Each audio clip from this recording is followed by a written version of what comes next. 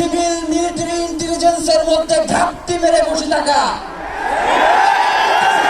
চিহ্নিত করে গ্রেফতার করতে হবে।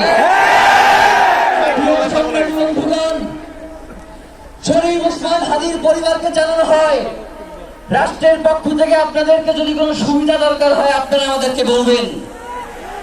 আমরা শরীফ ওসমান হাদীর পরিবার থেকে রাষ্ট্রকে জানাতে চাই, যদি এই রাষ্ট্রকে রক্ষা করতে শরীফ ওসমান হাদীর পরিবারের 5 সদস্য তার ভাই এবং বোনদের যদি রক্ত লাগে তারা দেওয়ার জন্য প্রস্তুত রয়েছে। এই খুনিদেরকে চিহ্নিত করে বিচারের মুখোমুখি করতে হবে। আমরা আপনাদেরকে আরেকটা ঘোষণা দিয়ে আজকের বক্তব্য শেষ করতে চাই। ওসমান হাদীর নিরাপত্তার জন্যই কোন জায়গা থেকে তার লাশ নিয়ে যাওয়া হবে আমরা জানি না। ওসমান হাদী ভাই কি মৃত? তিনি আমাদের লক্ষ কোটি তরুণের মধ্যে জীবিত হয়ে যাবেন ইনশাআল্লাহ। আপনাদেরকে জানিয়ে দিতে চাই, কোন ধরনের সহিংসতা ছাড়া আমরা যেহেতু ওসমান হাদীর লাশকে আমরা জাতীয় কবি কাজী নজরুলের পাশে দাফন করার ব্যবস্থা করতেছি, আপনারা সবাই এই প্রোগ্রাম শেষে জনতা মিছিল নিয়ে শাহবাগে চলে যাবেন।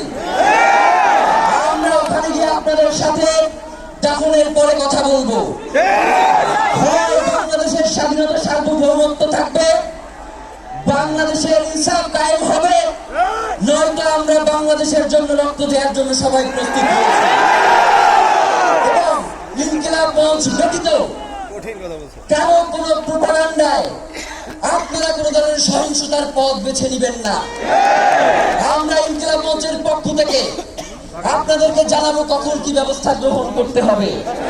আপনাদের সকলকে, এই লক্ষ লক্ষ মানুষকে, আজকে শরীফ ওসমান হাদীর জন্য যারা এসেছেন, শহীদ শরীফ ওসমান হাদী, তাকে আমরা সবাই দোয়া করব এবং তার যে লড়াইয়ের পথ, তার যে সাংস্কৃতিক আন্দোলন, তার যে আধিপত্যবাদের বিরুদ্ধে লড়াই, আমরা সকলে সেটাকে একসাথে প্রতিহত করব। জিন্দাবাদ, ইনকিলাব জিন্দাবাদ।